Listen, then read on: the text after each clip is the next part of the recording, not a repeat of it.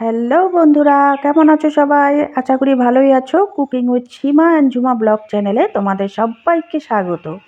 আজকে আমরা তোমাদের সামনে নিয়ে চলে আসলাম একটি নতুন রেসিপিটির নাম হচ্ছে চাউমিনের পকোড়া। তো শীতের সন্ধ্যা আর আমাদের এই চাউমিনের পকোড়া শীতের সন্ধ্যাটাকে একদম জমজমাট করে দেবে। তো কিভাবে আমরা এই রেসিপিটি বানাচ্ছি, সাথে থাকো, পাশে থাকো, স্কিপ না করে পুরো ভিডিওটাকে দেখে নাও। চলো। এখানে চাউমিনের পকোড়া বানানোর জন্য আমরা দুটো মিডিয়াম সাইজের পেঁয়াজ আর কিছু কাঁচা লঙ্কা কুচিয়ে নিয়েছি। এখানে আমরা চাউমিনগুলো সেদ্ধ করার জন্য গ্যাসে কড়াইতে জল দিয়ে চাউমিনগুলো 5 মিনিটের জন্য সেদ্ধ করে নেব। এখানে আমাদের চাউমিনগুলো সেদ্ধ করা হয়ে গেছে। এখানে আমাদের এবারে আধা কাপ পরিমাণ বেসন দিয়ে দিতে হবে। আমরা চামচ কেটে দিচ্ছি।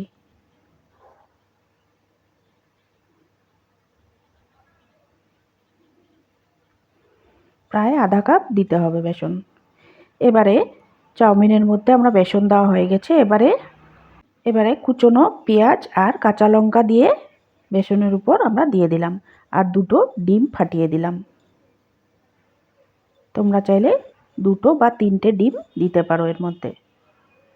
এবারে একটু মেখে নেব উপকরণগুলোকে।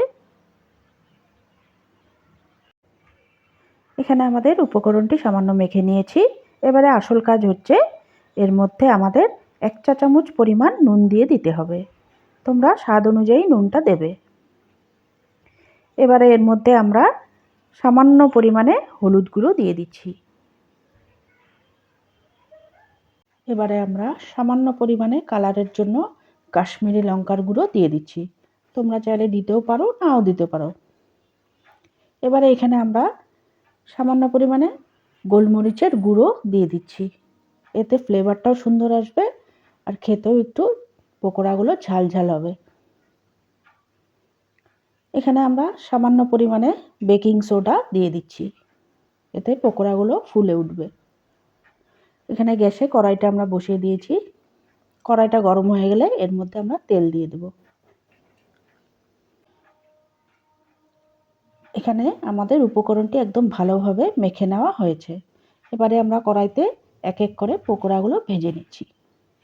পকোড়াগুলো কিন্তু আমাদের লাল লাল করে ব্রাউনি করে ভেজে নিতে হবে।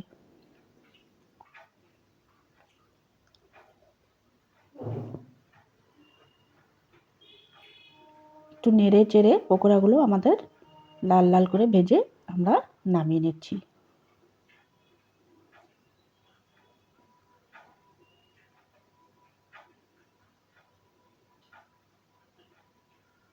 এবারে আমরা পকোড়াগুলো এখানে নামিয়ে নিলাম।